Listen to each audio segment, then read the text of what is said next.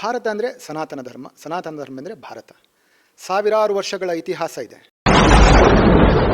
ಇಡೀ ಸನಾತನ ಧರ್ಮವನ್ನು ನೀವು ನಿರ್ಮೂಲನೆ ಮಾಡಬೇಕೆಂಬ ನಿಮ್ಮ ಹೇಳಿಕೆ ಬಹಳ ಒಂದು ವಿಷಾದನೀಯ. ನಮ್ಮ ರಕ್ತಗಳಲ್ಲಿ, ಹಿಂದೂಗಳ, ನಮ್ಮ ಭಾರತೀಯರ ರಕ್ತಗಳಲ್ಲಿ ಸನಾತನ ಧರ್ಮದ ಎಲ್ಲ ಅಂಶಗಳು ಸಹ ಇದ್ದಾವೆ.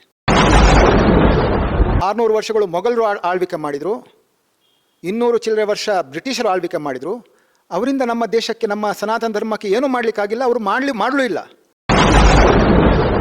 ಕ್ರಿಶ್ಚಿಯನ್ರಲ್ಲಿ ಮತ್ತು ಮುಸ್ಲಿಮರಲ್ಲಿ ಹಲವಾರು ಜಾತಿಗಳಿದೆ, ಹಲವಾರು ಪಂಗಡಗಳಿದ್ದಾವೆ. ಅವರ ಬಗ್ಗೆ ಯಾಕೆ ಮಾತಾಡ್ತಾ ಇಲ್ಲ ನೀವು? ಯಾಕೆ ಕೇವಲ ಸನಾತನಿಗಳ ಬಗ್ಗೆ ನೀವು ಮಾತಾಡ್ತೀರಾ? ನಮ್ಮ ಮೂಲ ಸಂಸ್ಕೃತಿ, ನಮ್ಮ ದೇಶದ ಮೂಲ ಸಂಸ್ಕೃತಿಯೇ ಸನಾತನ ಧರ್ಮ. ಮೊಘಲರ ಕೈಯಿಂದ ಆಗಲಿಲ್ಲ, ಬ್ರಿಟಿಷರ ಕೈಯಿಂದ ಆಗಲಿಲ್ಲ, ಇನ್ನು ಯಾರ ಕೈಯಿಂದಲೂ ಸಹ ಆಗುವುದಿಲ್ಲ. ನೀವೇನು ನೀವೊಂದು ಕೇವಲ ನೀವು MLA, ನಿಮ್ಮ ತಾತನ ಪುಣ್ಯದಿಂದ ನೀವೇನೋ ಚೀಫ್ ಮಿನಿಸ್ಟರ್ ಮೊಮ್ಮಗನಾಗಿ ನೀವಿದ್ದೀರ. ನಿಮ್ಮ ಅರ್ಹತೆ ಏನು ಉದಯನಿಧಿ ಅವರೇ? ನೀವು ಯಾವುದೇ ಭಯೋತ್ಪಾದಕರಿಗೂ ಸಹ ಕಮ್ಮಿ ಇಲ್ಲದಂಥ ಒಂದು ಮಾತನ್ನು ಆಡಿದಿರಿ. ಇದನ್ನು ನಾವೆಲ್ಲರೂ ಸೇರಿ ಖಂಡಿಸಬೇಕು. ನಮಸ್ಕಾರ, ನನ್ನ ಹೆಸರು ಗುರುದತ್ ಪ್ರಭು. ತಮಿಳುನಾಡಿನ ವಿಧಾನಸಭೆಯಲ್ಲಿ ಉದಯನಿಧಿ ಸ್ಟಾಲಿನ್ ಅವರು ಒಂದು ಸ್ಟೇಟ್ಮೆಂಟ್ ಕೊಡ್ತಾರೆ. ತುಂಬಿದ ವಿಧಾನಸಭೆಯಲ್ಲಿ ಒಂದು ಸ್ಟೇಟ್ಮೆಂಟ್, ಸನಾತನ ಧರ್ಮವನ್ನು ನಿರ್ಮೂಲನೆ ಮಾಡಬೇಕು, ಜಾತಿ ಪದ್ಧತಿಯನ್ನು ನಿರ್ಮೂಲನೆ ಮಾಡಬೇಕು ಅಂತೇಳಿ. ಯಾವ ದೃಷ್ಟಿ ಹಿಡ್ಕೊಂಡು ಅವರು ಹೇಳಿದ್ದಾರೆ ಗೊತ್ತಿಲ್ಲ. ಅದು ವಿಷಾದನೀಯ ಮತ್ತು ಖಂಡನೀಯ, ದುರದೃಷ್ಟಕರ. ಯಾಕೆಂದರೆ ಭಾರತ ಅಂದರೆ ಸನಾತನ ಧರ್ಮ, ಸನಾತನ ಧರ್ಮ ಅಂದರೆ ಭಾರತ. ಸಾವಿರಾರು ವರ್ಷಗಳ ಇತಿಹಾಸ ಇದೆ. ಅಂಥ ಸನಾತನ ಧರ್ಮದಲ್ಲಿ ಕೆಲವೊಂದು ಹುಳುಕುಗಳು ಇರ್ಬೋದು, ನಾನು ಇಲ್ಲ ಅಂತೇಳಿ ಹೇಳಲ್ಲ. ಆದರೆ ನೀವು ಇಡೀ ಸನಾತನ ಧರ್ಮವನ್ನು ನೀವು ನಿರ್ಮೂಲನೆ ಮಾಡಬೇಕೆಂಬ ನಿಮ್ಮ ಹೇಳಿಕೆ ಬಹಳ ಒಂದು ವಿಷಾದನೀಯ. ನೀವೊಂದು ಭಯೋತ್ಪಾದಕ ಅಂತೇಳಿ ಹೇಳಿಕೆ ಯಾವುದೇ ಸಂಶಯ ಇಲ್ಲ. ನಮ್ಮ ರಕ್ತಗಳಲ್ಲಿ, ಹಿಂದೂಗಳ, ನಮ್ಮ ಭಾರತೀಯರ ರಕ್ತಗಳಲ್ಲಿ ಸನಾತನ ಧರ್ಮದ ಎಲ್ಲ ಅಂಶಗಳು ಸಹ ಇದ್ದಾವೆ. 600 ವರ್ಷಗಳು ಮೊಘಲರು ಆಳ್ವಿಕೆ ಮಾಡಿದರು, 200 ಚಿಲ್ಲರೆ ವರ್ಷ ಬ್ರಿಟಿಷರು ಆಳ್ವಿಕೆ ಮಾಡಿದರು. ಅವರಿಂದ ನಮ್ಮ ದೇಶಕ್ಕೆ, ನಮ್ಮ ಸನಾತನ ಧರ್ಮಕ್ಕೆ ಏನೂ ಮಾಡಲಿಕ್ಕಾಗಿಲ್ಲ, ಅವರು ಮಾಡಲೂ ಇಲ್ಲ. ದ್ರಾವಿಡನ್ ಮೂವ್ಮೆಂಟ್ ಪ್ರಕಾರ ಜಾತಿ ಪದ್ಧತಿಯ ವಿರುದ್ಧ ನೀವು ಹೋರಾಡಿ. ಜಾತಿ ಪದ್ಧತಿ ಇರಬಾರ್ದು ನಿಮ್ಮ ಅಭಿಪ್ರಾಯ ಇದ್ದರೆ, ನಿಮ್ಮ ಸರ್ಕಾರ ಇತ್ತು ತಮಿಳುನಾಡಲ್ಲಿ, ನಿಮ್ಮ ಸರ್ಕಾರ ಅದೆಷ್ಟೋ ವರ್ಷಗಳ ಕಾಲ ಇತ್ತು. ನೀವು ಏನು ಮಾಡಿದ್ರಿ? ಜಾತಿ ಪದ್ಧತಿ ನಿಮ್ಮ ಸರ್ಕಾರದಲ್ಲಿ ಬ್ರಾಹ್ಮಣಿಸಮ್, ನೀವು ಏನು ಬ್ರಾಹ್ಮಣಿಸಮ್, ನಿಮ್ಮ ದ್ರಾವಿಡನ್ ಮೂವ್ಮೆಂಟ್ಸ್ ಅಗೇನ್ಸ್ಟ್ ಬ್ರಾಹ್ಮಣಿಸಮ್ ಅಂತೇಳಿ ಹೇಳಿದ್ರ ಅಂತ ಹಲವಾರು, ನಿಮ್ಮ ಚೀಫ್ ಸೆಕ್ರೆಟರಿ ಕರುಣಾನಿಧಿಯವರ ಚೀಫ್ ಸೆಕ್ರೆಟರಿಯಾಗಿ ಅದೆಷ್ಟೋ ವರ್ಷಗಳ ಕಾಲ ಒಬ್ಬ ಬ್ರಾಹ್ಮಣ ಇದ್ದ.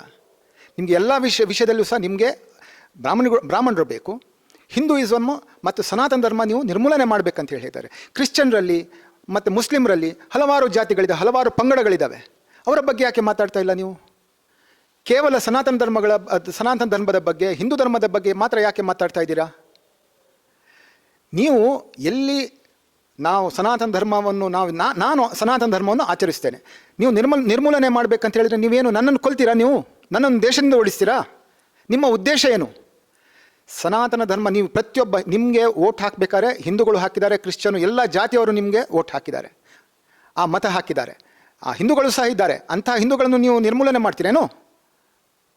ನೀವು ಇವತ್ತು ನಿಮ್ಮ ಈ ದಯನೀಯ ಸ್ಥಿತಿಗೆ ಕಾರಣ ಏನು ಉದಯನಿಧಿ ಅವರೇ ಅಂತೇಳಿ ಆಲೋಚನೆ ಮಾಡುವ ಒಂದು ಪರಿಸ್ಥಿತಿ ಬಂದಿದೆ.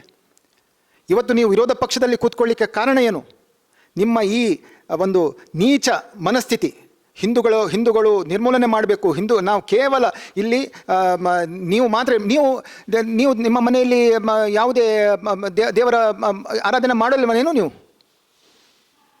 ನೀವು ಯಾಕೆ ಕೇವಲ ಸನಾತನಿಗಳ ಬಗ್ಗೆ ನೀವು ಮಾತಾಡ್ತೀರಾ? ನಮ್ಮ ಮೂಲ ಸಂಸ್ಕೃತಿ, ನಮ್ಮ ದೇಶದ ಮೂಲ ಸಂಸ್ಕೃತಿಯೇ ಸನಾತನ ಧರ್ಮ.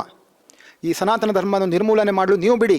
ಮೊಘಲರ ಕೈಯಿಂದ ಆಗಲಿಲ್ಲ, ಬ್ರಿಟಿಷರ ಕೈಯಿಂದ ಆಗಲಿಲ್ಲ, ಇನ್ನು ಯಾರ ಕೈಯಿಂದಲೂ ಸಹ ಆಗುವುದಿಲ್ಲ. ನೀವೇನು ನೀವೊಂದು ಕೇವಲ ನೀವು MLA, ಒಬ್ಬ ನಿಮ್ಮ ತಾತನ ಪುಣ್ಯದಿಂದ ನೀವೇನೋ ಚೀಫ್ ಮಿನಿಸ್ಟರ್ ಮೊಮ್ಮಗನಾಗಿ ನೀವಿದ್ದೀರ. ನಿಮ್ಮ ಅರ್ಹತೆ ಏನು ಉದಯನಿಧಿ ಅವರೇ? ನೀವೇನಾಗಿದ್ದೀರಾ? ನೀವು ಅರ್ಹತೆ ಏನು? ನಾನೊಬ್ಬ ನಮ್ಮ ಸಾಮಾನ್ಯ ಪ್ರಜೆ, ಆದರೆ ನಿಮ್ಮ ಅರ್ಹತೆ ಏನು? ನೀವು ನಿಮ್ಮ ತಂದೆಯವರ, ನಿಮ್ಮ ತಾತನವರ ಬಲದಿಂದ ನೀವು ಒಂದು MLA ಆಗಿದ್ದರೆ, ನೀವೊಂದು ಕೇವಲ MLA ಆಗಿ ಸನಾತನ ಧರ್ಮವನ್ನು ನಿರ್ಮೂಲನೆ ಮಾಡಿ ನಿಮ್ಮ ಜನ್ಮದಲ್ಲೂ ಆಗಲಿಕ್ಕಿಲ್ಲ. ಇದು ನೀವು ನಿಮ್ಮ ಈ ಒಂದು ನಿಮ್ಮೊಂದು ನೀಚ ಒಂದು ಮನಸ್ಥಿತಿಯನ್ನು ತೆಗೆದಿದ್ದರೆ ಬಹುಶಃ ನಿಮಗೆ ಮುಂದೆ ಬಹಳ ದೊಡ್ಡ ಕಂಟಕ ಸಹ ಬರುವ ಖಂಡಿತ ಕಾಲ ಸನ್ನಿಹಿತ ಅಂತೇಳಿ ನಾನು ಹೇಳ್ತಾ ಇದ್ದೇನೆ.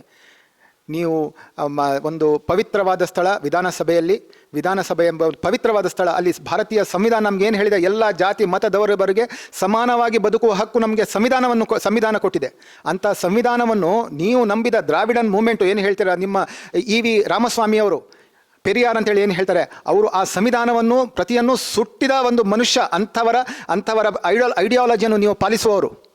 ಸಂವಿಧಾನವನ್ನು ನಿಮಗೆ ಸಂವಿಧಾನದ ಮೇಲೆ ಯಾವ ನಂಬಿಕೆಯೂ ಸಹ ಇಲ್ಲ. ಯಾಕೆಂದರೆ ನೀವು ಸಂವಿಧಾನವನ್ನು ಸುಟ್ಟ ಒಂದು ಐಡಿಯಾಲಜಿ ಹೊಂದಿದ ದ್ರಾವಿಡ ಪಕ್ಷ ನೀವು. ಇಂತಹ ಪಕ್ಷವನ್ನು ಇಟ್ಕೊಂಡು ನೀಚವಾಗಿ ಮಾತಾಡುವ ನಿಮಗೆ ನಮ್ಮ ಧಿಕ್ಕಾರ. ನಾನು ಮಾತ್ರ ಅಲ್ಲ, ಇವತ್ತು ಇಡೀ ಹಿಂದೂ ಸಮಾಜಕ್ಕೆ ನೀವು ಅವಮಾನ ಮಾಡಿದ್ದೀರಾ, ಇಡೀ ಭಾರತೀಯರಿಗೆ ಅವಮಾನ ಮಾಡಿದ್ದೀರಾ. ನಮ್ಮ ಭಾರತದಿಂದ ಸನಾತನ ಧರ್ಮ ನಿರ್ಮೂಲನೆ ಮಾಡಬೇಕಂತ ಹೇಳುವ ನಿಮ್ಮ ಈ ಒಂದು ಕರೆಯನ್ನು ನಾನು ಖಂಡಿಸ್ತೇನೆ. ಬಹುಶಃ ಆ ವಿಧಾನಸಭೆಯಲ್ಲಿ ಯಾವ ಹಿಂದೂಗಳೊಬ್ಬರು ಇರಲಿಲ್ವಾ, ಯಾವೊಬ್ಬನು ಅವರಿಗೆ ವಿರೋಧ ಮಾಡಿಲ್ಲ ಅಂತೇಳಿ ಒಂದು ವಿಷಯ, ಬಹಳ ಒಂದು ಬೇಸರದ ವಿಷಯ. ಅದನ್ನು ಸಹ ನಾನು ಖಂಡಿಸ್ತೇನೆ. ಯಾಕೆಂದರೆ ನಾನು ಪಾಲಿಸುವ ಧರ್ಮ ನನ್ನ ಧರ್ಮ, ನೀವು ಪಾಲಿಸೋದಿಲ್ವಾ, ನೀವು ಪಾಲಿಸಬೇಡಿ. ನಿಮಗೆ ಅದರ ಬಗ್ಗೆ ನೀವು ಅದನ್ನು ಆಚರಿಸಬೇಡಿ. ಜಾತಿ ಬಗ್ಗೆ ನಿಮಗೆ ಕಳಕಳಿದೆನಾ, ನೀವು ಜಾತಿ ಕೆಳವರ್ಗದವರನ್ನು ಆರ್ಥಿಕವಾಗಿ ಸಾಮಾಜಿಕವಾಗಿ ಅವರಿಗೆ ಮೇಲೆತ್ತುವ ಒಂದು ಕಾರ್ಯವನ್ನು ಮಾಡಿ. ನಿಮ್ಮ ಸರ್ಕಾರ ಬಗ್ಗೆ ನೀವು ಏನಾದರೂ ನಿರ್ಮೂಲನೆ ಮಾಡಬೇಕಂದ್ರೆ ಮನಸ್ಸಿದ್ರೆ ನಿಮಗೆ, ನೀವು ನಿಮ್ಮ ತಂದೆಯವರು ನಿಮ್ಮ ಪಕ್ಷದವರು ಮಾಡಿದ ಭ್ರಷ್ಟಾಚಾರವನ್ನು ನಿರ್ಮೂಲನೆ ಮಾಡಿ. ಈ ನಮ್ಮ ದೇಶದಲ್ಲಿ ಏನಾದರೂ ಒಂದು ಪಿಡುಗಿದೆ ಅಂತೇಳಿ ಆದರೆ ಅದು ಭ್ರಷ್ಟಾಚಾರ. ಆ ಭ್ರಷ್ಟಾಚಾರದ ಮಧ್ಯದಲ್ಲಿ ಮುಳುಗಿ ಹೋಗಿದ್ದೀರಾ ನೀವು, ನಿಮ್ಮ ಪಕ್ಷ ಮುಳುಗಿ ಹೋಗಿದೆ. ಆ ಪಕ್ಷದಲ್ಲಿ ಮೊದಲನೇದಾಗಿ ನೀವು ಭ್ರಷ್ಟಾಚಾರವನ್ನು ತೊಲಗಿಸಿ, ಆಮೇಲೆ ನಾವು ಸನಾತನ ಧರ್ಮದ ನಿರ್ಮೂಲನೆ ಬಗ್ಗೆ ಮಾತಾಡೋಣ. ದೇವರು ನಿಮಗೆ ಒಳ್ಳೆಯ ಬುದ್ಧಿಯನ್ನು ಕೊಡಿ. ನಾವು ಹಿಂದೂ ಧರ್ಮದವರು, ಸನಾತನ ಧರ್ಮವು ಸರ್ವೇ ಜನ ಸುಖಿನೋ ಭವಂತು ಎಂಬ ಒಂದು ಮಾತನ್ನು ಹೇಳುವವರು ನಾವು. ಇಂಥ ಒಂದು ಒಳ್ಳೆಯ, ಯಾರು ಇಲ್ಲಿ ನಮ್ಮನ್ನು ದ್ವೇಷಿಸುವವರಿಗೂ ಸಹ ನಾವು ಯಾವುದೇ ಕಾರ್ಯ ಮಾಡಬೇಕು ಸರ್ವೇ ಜನ ಸುಖಿನೋ ಭವಂತು ಅಂತೇಳಿ ಹೇಳುವ ಜನರು ನಾವು. ಅಂಥ ಜನರಿಗೆ, ಅಂಥ ಒಂದು ಧರ್ಮಕ್ಕೆ, ಅಂಥ ಒಂದು ನಾವು ಆಚಾರ ವಿಚಾರವುಳ್ಳ ನಮ್ಮ ಈ ಸನಾತನ ಧರ್ಮ ಯಾವತ್ತೂ ಶಾಶ್ವತವಾಗಿರುತ್ತದೆ. ಎಷ್ಟು ಸೂರ್ಯಚಂದ್ರರು ಇರುವುದು ಎಷ್ಟು ಸತ್ಯವೋ ಅಲ್ಲಿವರೆಗೆ ಸನಾತನ ಧರ್ಮ ಇರುವುದು ಸಹ ಸತ್ಯ. ನೀವಲ್ಲ ಮತ್ತಾರು ಬಂದರೂ ಸಹ ಈ ಸನಾತನ ಧರ್ಮವನ್ನು ನಿರ್ಮೂಲನೆ ಮಾಡಲಿಕ್ಕೆ ಸಾಧ್ಯವಿಲ್ಲ. ಇಂತಹ ಒಂದು ನೀಚ ಮನಸ್ಥಿತಿಯನ್ನು ಬಿಡಬೇಕಂತೇಳಿ ಮತ್ತೊಮ್ಮೆ ಹೇಳಿ ನನ್ನ ಖಂಡಿತವಾಗಿ ನಾನು ಈ ನಿಮ್ಮ ಮಾತನ್ನು ಖಂಡಿಸ್ತೇನೆ. ದುರದೃಷ್ಟಕರ. ಹಾಗೂ ನೀವು ಯಾವುದೇ ಭಯೋತ್ಪಾದಕರಿಗೂ ಸಹ ಕಮ್ಮಿ ಇಲ್ಲದಂಥ ಒಂದು ಮಾತನ್ನು ಆಡಿದಿರಿ. ಇದನ್ನು ನಾವೆಲ್ಲರೂ ಸೇರಿ ಖಂಡಿಸಬೇಕಂತೇಳಿ ಹೇಳ್ತಾ ನನ್ನ ಈ 2 ಮಾತನ್ನು ಮುಗಿಸ್ತೇನೆ. ಧನ್ಯವಾದಗಳು.